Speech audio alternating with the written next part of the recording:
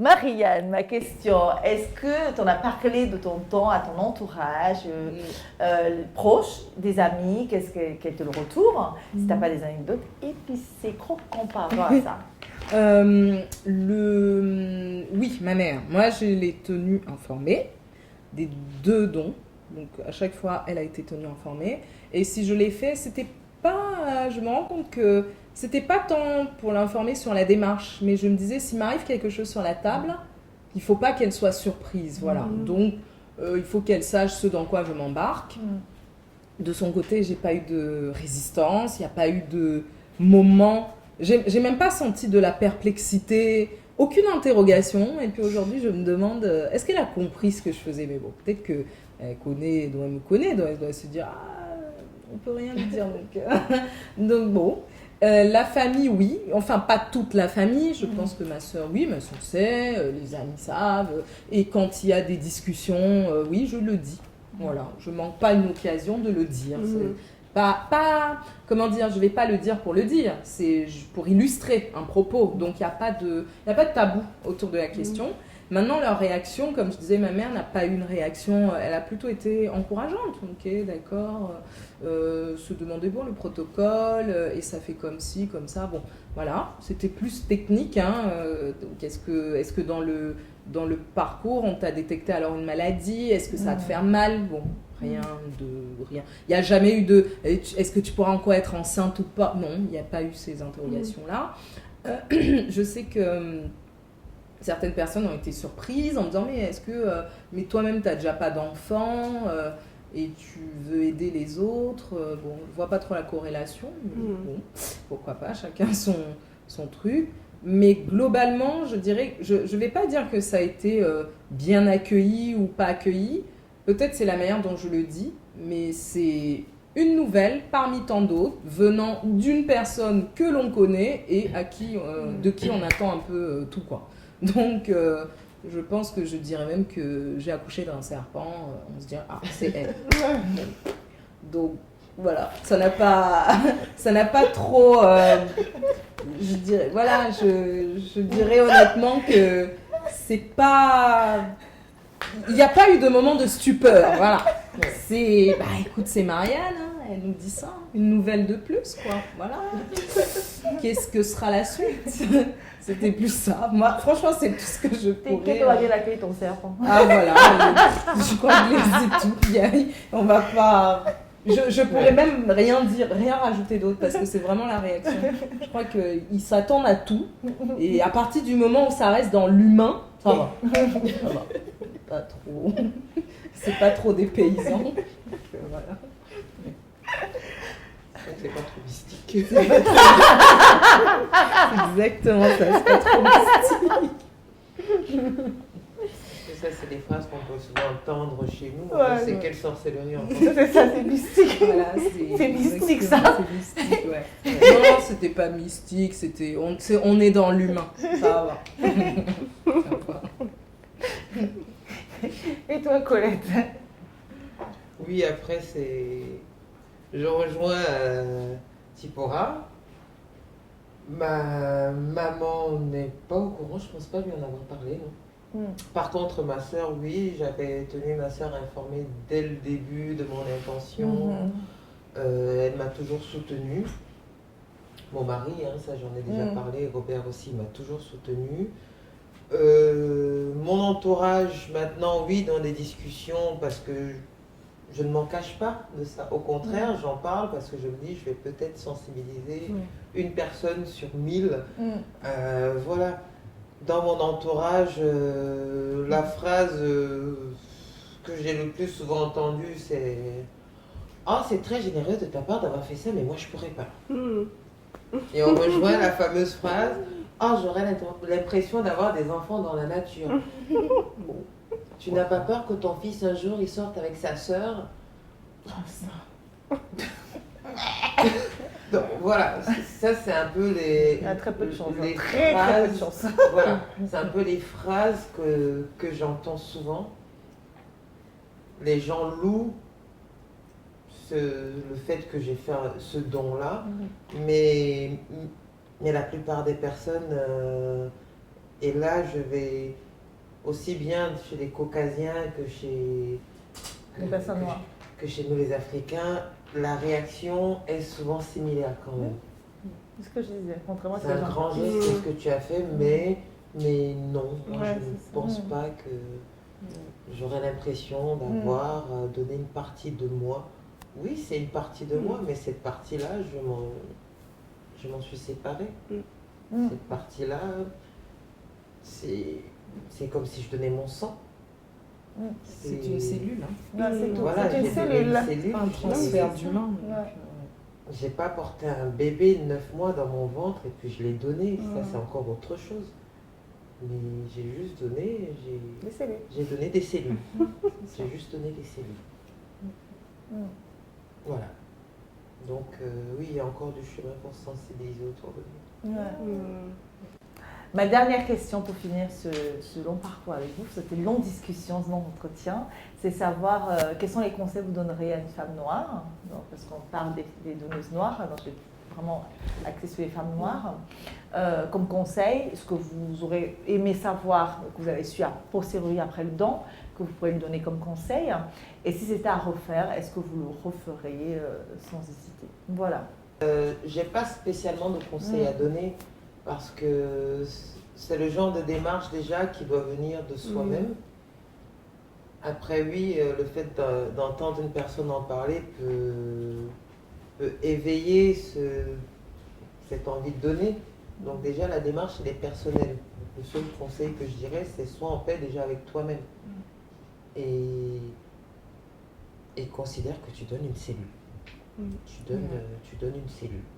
Tu vas t'investir 2 semaines de ta vie pour donner quelques cellules. Voilà. Si c'était à refaire, oui, je le referais. Mais je commencerais plutôt pour donner 2 fois, par exemple. Moi, j'ai donné sur la limite vraiment parce que je n'étais pas assez informée. Je n'étais pas assez informée en fait sur le don et je pensais que je ne remplissais pas les critères avant. Mais oui, s'il fallait le refaire, je le referais, je donnerais autant de fois que possible. Voilà. C'est trop fort. Parce Parce que là, tellement c'est tellement bien passé pour toi, Colette. J'aurais repeuplé le... C'est un fusion chez moi. Ça s'est tellement bien passé que... J'aurais dit 2 fois avec vous, c'est suffisant. Non, oui, Je mets que franchement, 3 fois. J'aurais donné et même 2 fois. Franchement, j'aurais donné. J'aurais donné. Ça, c'est... J'aurais donné, sans hésitation. Sans regarder derrière et... Zipporah, Oui. quel conseil que tu donnerais à une femme noire qui souhaite faire le don? Est-ce que s'il faut refaire, est-ce que tu referais ou pas du tout? Ouais. Alors moi, je dirais qu'il ne faut pas croire que ça n'existe pas. Parce que comme tu as dit, il n'y a pas d'infos dessus et moi j'étais choquée. Je suis un peu dans la com, donc du coup j'étais là, mais pourquoi moi j'avais parlé de ça? Quand j'ai reçu la brochure, j'ai dit mais c'est nul en fait. Enfin, je sais pas comment c'était vous, hein, mais les brochures n'étaient pas du tout sexy. Enfin, ça donnait pas envie en fait. Et je dirais certes, c'est pas aussi simple que le don du sperme, mais si on a la volonté, franchement, on ne le voit pas passer quoi. C'est voilà, on se sent bien après en y repensant. Donc vraiment. N'ayez pas peur, ça va bien se passer. En plus, on est souvent bien entouré d'une équipe médicale. Hein. Moi, c'était juste les délais, mais sinon, j'ai pas eu de couac, j'ai pas eu de problème de santé, j'ai été bien informée. Les gens répondent à toutes vos questions. Et surtout, en tant que personne noire, franchement, si vous pouvez, faites-le. Parce que, mettez-vous aussi un peu à la place. Enfin, j'aime pas cette phrase, mais faut penser aux femmes qui luttent en fait, qui sont là, qui attendent depuis des années, qui sont dans des situations précaires parce que du coup elles ne peuvent que se reposer sur ce don en fait. Tout à fait. Donc pensez à ces femmes-là et surtout aussi pensez à vos sœurs en Afrique qui n'ont pas ça. Enfin, ici en France on a quand même ça qui est à disposition, donc pourquoi ne pas le faire? Après voilà, c'est vrai qu'éthiquement parlant c'est pas facile. C'est une réflexion, c'est comme pour le désir de maternité, faut y réfléchir. Je ne veux pas forcer les gens à le faire et après avoir des regrets, Surtout, on a parlé de bioéthique, etc., d'anonymat. Donc ça, il faut vraiment bien le prendre en compte. Et sinon, qu'est-ce que je dis? C'était quoi la deuxième question? Est-ce que c'est à refaire, tu le referais? Moi, je pense que je le referais. Je pense que voilà, j'ai 30 ans, j'ai encore des années devant moi. J'ai pu voir que finalement, j'étais pas stérile ou quoi. Donc, je pense que je vais le refaire. Peut-être pas tout de suite, mais et je pense que peut-être que je regarderai pour un autre sécos pour tester aussi, voir un peu comment ça se passe. Mais non, je le referai sans regret. Ouais. Et toi, Marie-Liane, toi qui as fait 2 fois, quel conseil tu donnerais à une femme noire qui souhaite faire le don? Et si tu as refait, parce que c'est la dernière fois pour toi, parce qu'il n'y a que 3 fois en France, tu ne peux pas faire une 3e fois, c'est pas possible. Donc voilà, est-ce que tu referais le don? Je réponds à la dernière, j'ai eu aucun regret. Voilà. C'était des décisions pensées. Et je crois que oui, même si derrière il y avait la perspective de la préservation de la fertilité, n'empêche que par rapport à mon parcours, par rapport à mon vécu, tant qu'on peut contribuer à l'effort de la communauté, on contribue quoi. Et il y a la phrase du docteur Mathieu Dargent qui m'a vraiment marquée. Elle a dit, vous savez, il faudrait que... non, elle m'a dit, je compte sur vous pour sensibiliser les personnes de la communauté. Dites-leur que ce sont elles qui sont les plus concernées par l'infertilité. Et surtout, dites-leur qu'elles apprennent à donner comme elles aussi, elles ont reçu. Donc ça m'a beaucoup marqué. Et oui, si c'était à refaire, je referais. Est-ce que je partirais sur un 3e? J'ai d'autres projets, mais oui, je pourrais partir sur un 3e. Dans mon sécos préféré, c'est Tenon, et si possible avec le même médecin, parce que bon, voilà, et l'équipe, je l'ai trouvée vraiment compétente, quoi. Le conseil que je peux donner, ce serait même pas, est-ce que c'est un conseil, c'est... les gens vont peut-être, oui, peut-être que je prendrai par les sentiments, mais j'ai envie de dire, comme le docteur m'a dit, donnez parce que vous avez reçu, en fait. Et même si on peut ne pas donner parce qu'on a peur d'être face à son infertilité, c'est vrai que quand on y va, on ne sait pas. Hein, on peut arriver, on vous dit attention madame, vous-même, vous n'avez plus de réserve, vous n'avez rien dans la réserve ovarienne. C'est dur de l'entendre alors qu'on aspirait, mais peut-être aussi qu'on peut le voir comme une opportunité de se déconstruire, de s'offrir autre chose, voilà, en dehors de la maternité, puisqu'on peut toujours vivre la parentalité sans le fait d'avoir porté. Mais voilà, on peut se refaire autrement. Je sais que ça peut être très compliqué. Donc, il y a déjà le fait que, oui, la peur, il faut y faire face. Hein. C'est comme ça, parce que même nous, je pense que pour chacune d'entre vous, quand vous y allez, pour toi Colette, tu avais déjà... Pierre-Alexandre, la question elle se posait pas, mais pour toi Tipora, voilà, moi aussi je me suis demandé si j'arrive et qu'on me découvre, même si on a décelé une forme d'endométriose, ils ont dit c'est minime, certes ça évolue, mais bon, je passerai les examens, bien entendu, parce que c'est des choses qui évoluent. Ça peut évoluer en régressant ou en augmentant, hein, donc il faut voir. Mais disons que voilà, pour aujourd'hui, je ne vais pas commencer à me poser mille et une questions là-dessus. Donc j'ai fait ce qu'il y avait à faire. La réserve ovarienne, pour le moment, en tout cas, puisque c'était à 32 ans, ça allait. Il n'y a pas de problème au niveau ça allait. de l'utérus. Oui, par rapport à la mienne, attends, ça allait, elle était bonne ta réserve, attends. C'est clair, ça allait. Mais voilà, il n'y a pas de, on va dire, de souci là-dessus. Maintenant, si j'avais été confrontée à mon infertilité en allant donner, qu'est-ce que je peux y faire? Je vais juste trouver le moyen de faire le deuil de la maternité, mais peut-être jamais renoncer à la parentalité. Après, c'est aussi, ça reste, comme tu l'as précisé Colette, un choix. Et c'est quelque chose de très personnel. Donc en définitive, je ne pense même pas qu'il y ait de conseils à donner. Parce que, honnêtement, si quelqu'un veut, il le fera.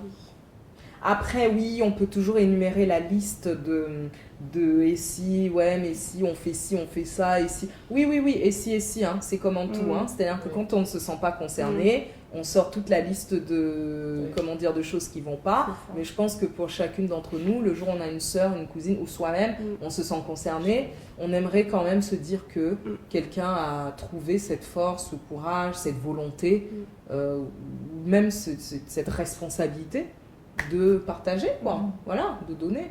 Donc non, aucun regret. En France, oui, peut-être que l'année prochaine encore, je me repose un peu quand même. Ça devient, on voit que ça devient une sorte de destinée là, de trucs, voilà, fonction, abonné au Seco. On va se dire, bon, celle-là, elle a des destins, elle a un agenda caché. Je suis même pas sûre que ce soit juste, on ne sait pas ce qu'elle cherche. Il faut donc questionner ses intentions à celle-là. Voilà, on pose l'intention à Ariane. Donc non, l'intention, elle est posée, elle est toute posée.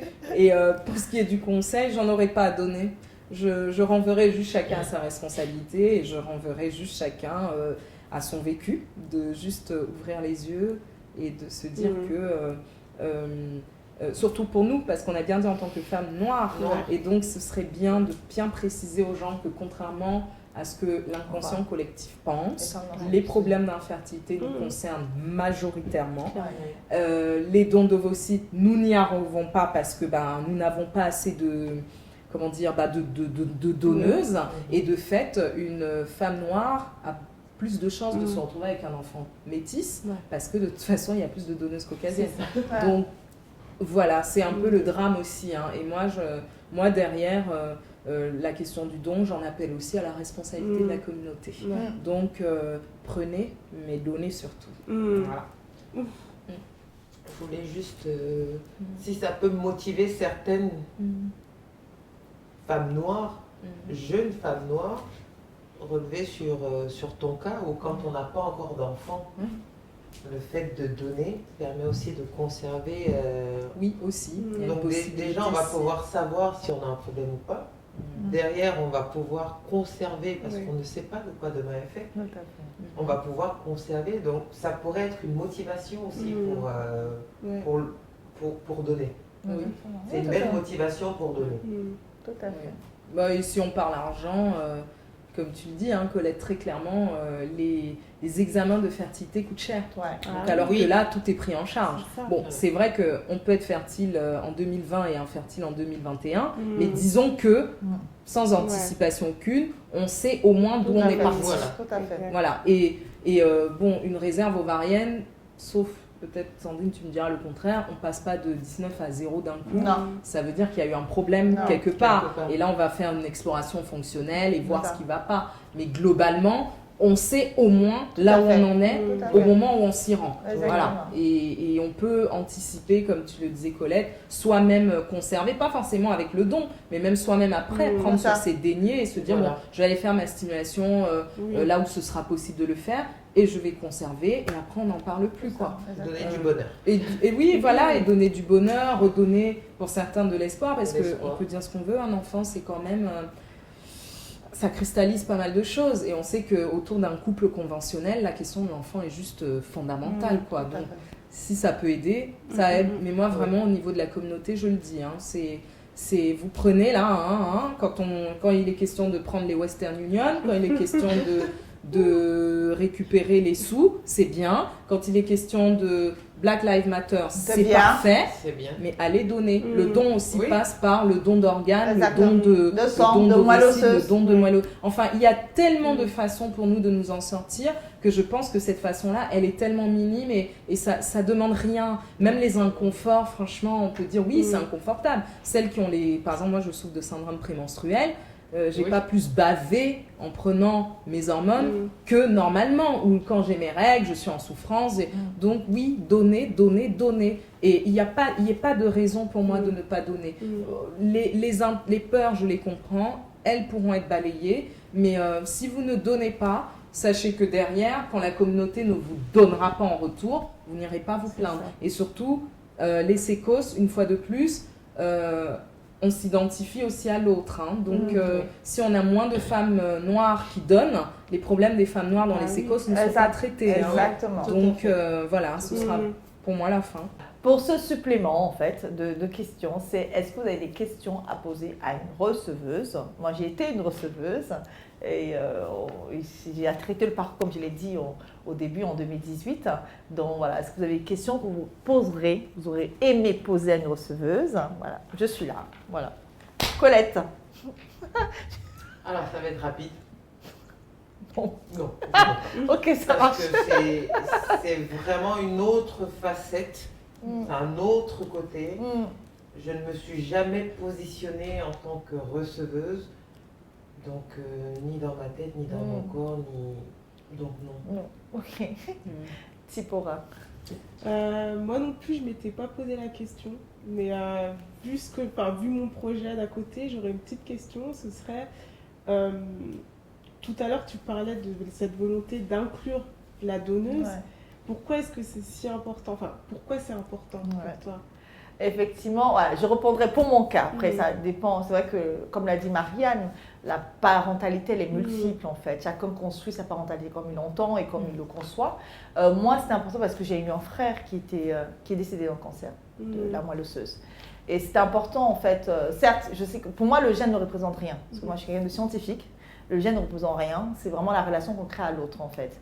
Et de la difficulté qu'il ait trouvé un donneur compatible, HLA, je parle de la moelle osseuse. C'est quelque chose qui m'a beaucoup affectée, mais moi, je n'étais pas donneuse en fait. C'est quelque chose qui m'a beaucoup affectée. Et le fait d'avoir cette personne-là, de créer le lien, c'est-à-dire que d'entretenir la relation avec la donneuse, c'était aussi, même pour moi en fait, c'est de se dire en fait, j'entretiens le lien avec la donneuse, ce lien-là qu'au moins, si en cas de maladie, je sais qu'on ne peut pas anticiper tout ça, mais moi, j'aurais été rassurée en cas de maladie, effectivement, qu'elle puisse s'impliquer, en fait. Parce que ça a été difficile pour mon frère. Donc, c'est pour ça. Moi, c'est vraiment un cas particulier. C'est-à-dire que moi, je suis vraiment dans le cas de polymaternalisme, en fait. C'est par rapport aussi à mon histoire. Voilà, je sais que ce n'est pas du tout la démarche du don. Et effectivement, oui, ce n'est pas la démarche du don. C'est le polymaternalisme avec le don parce que j'étais dans une situation d'infertilité. C'est différent. Voilà, c'est ça. Donc, et toi, Marianne, est-ce que tu as une question à poser à une receveuse? Pour ma part, non. Non, parce que je suis comme Colette, c'est-à-dire que je me suis vraiment inscrite dans une forme de don. C'est-à-dire que le don, c'est comme céder sur un patrimoine génétique. Et puis après, je ne suis pas dans une revendication, je ne suis pas dans une projection, je ne suis pas dans un fantasme. Oui, j'ai ouï dire que les receveuses ont souvent ce rapport à la donneuse qui est de dire ce n'est qu'une gamète. Bon, ce ne serait pas une question, mais ce serait plus quand même qu'elle s'interroge quand même sur les conditions dans lesquelles est réalisé le don. Je pense que à ce moment-là, ce n'est pas une question, c'est plutôt une invitation et une suggestion. De dire que du côté des receveuses, vous recevez quelque chose, mais s'il y a quelque chose sur lequel vous devez vous interroger, c'est de savoir est-ce que les conditions dans lesquelles la donneuse réalise le don, est-ce que les conditions sont éthiques? Est-ce que la personne vit sereinement? Est-ce qu'il n'y a pas eu la moindre contrainte? Je pense que c'est plus à la receveuse de se poser des questions plutôt qu'à la donneuse. Parce qu'il me semblerait quand même assez étrange d'avoir une donneuse qui donne en se projetant dans le don. Ce serait très... Pour moi, ça relève de la science-fiction, mais tout est possible en ce d'amour. Tout est possible. C'est mystique. C'est mystique, on va dire. Voilà. Donc, moi, j'aurais pas de question. Parce que je crois quand même savoir que l'essentiel des donneuses, quand elles donnent, il n'y a pas d'interrogation, c'est on donne. Et c'est plutôt la société qui va nous questionner, nous. Mais plutôt du côté des receveuses, je pense que j'inviterai les receveuses à elles se poser des questions. Et les bonnes questions, c'est pas de savoir si la donneuse va revenir dans la vie de l'enfant, mais c'est plutôt de s'interroger sur les conditions dans lesquelles ont été réalisés le don. Parce que moi, je sais pas si je devrais le dire, mais le don du Nord, là, je suis pas sûre que ça donne quelque chose de... Mais bon, ça c'est une autre histoire. Vu les conditions, c'était assez... Voilà. Donc, par contre, à Tenon, on ne saurait jurer de rien, mais si on me dit que cet enfant demain est astronaute, tout était parfait. Donc, je crois que même la cellule, voilà quoi. Donc, interrogez-vous sur les conditions, mesdames. Et messieurs qui sont... Oui, parce que voilà, aujourd'hui, enfin messieurs, s'il y a messieurs, mais interrogez-vous sur les conditions. Est-ce éthique ? Est-ce des conditions saines? Est-ce un milieu fonctionnel? C'est beaucoup plus la question. Tout à fait. Non, je te rejoins. Il faut décristalliser la question autour de l'enfant, quoi. C'est plus pour moi à la receveuse de se poser des questions. Tout à fait. Effectivement, c'était aussi ça. C'est pour ça que je voulais avoir toute une relation avec la donneuse, savoir si elle était faite dans les bonnes conditions. C'était aussi important pour moi. Merci de nous avoir suivis. C'est la fin de cet entretien avec 3 magnifiques donneuses. Merci à Colette, merci à Tipora, merci à Marianne. C'était aussi, moi, pour vous dire aussi au revoir. Au revoir parce que ça fait 3 ans que je suis sur la partie infertilité et la fertilité de l'association d'Androvocytes. Alors moi, je suis sur d'autres projets dont je tiens ma révérence aujourd'hui et je voulais vraiment la clôturer avec parler de dons. J'ai parcouru les rues de Paris, les rues de Marseille, les rues de Lyon, les rues de Saint-Étienne pour distribuer le d'Androvocytes. Maintenant, je laisserai la prochaine génération continuer ce combat-là. Et il est enrichissant, il m'a beaucoup apporté. Donc voilà, je suis assez émue parce que c'est aussi une clôture dont je passe sur un autre sujet et aussi un projet pour quitter, partir à l'étranger. En tout cas, merci beaucoup. Merci de m'avoir suivi sur la chaîne Ovocytes Moi. Merci de m'avoir accompagné. Merci de m'avoir soutenu. Merci à toutes les personnes qui m'ont envoyé des messages, qui m'ont apporté énormément à me déconstruire sur ce projet de parentalité. Et je suis la plus heureuse en sortant de ce parcours. Je suis arrivée en 2014 en larmes avec une tentative de suicide. Aujourd'hui, je suis sortie heureuse, épanouie. Merci beaucoup. Et il y aura toujours les vidéos, mais la chaîne Ovocytes Moi ne va plus uploader les vidéos. Donc voilà, merci beaucoup et au revoir.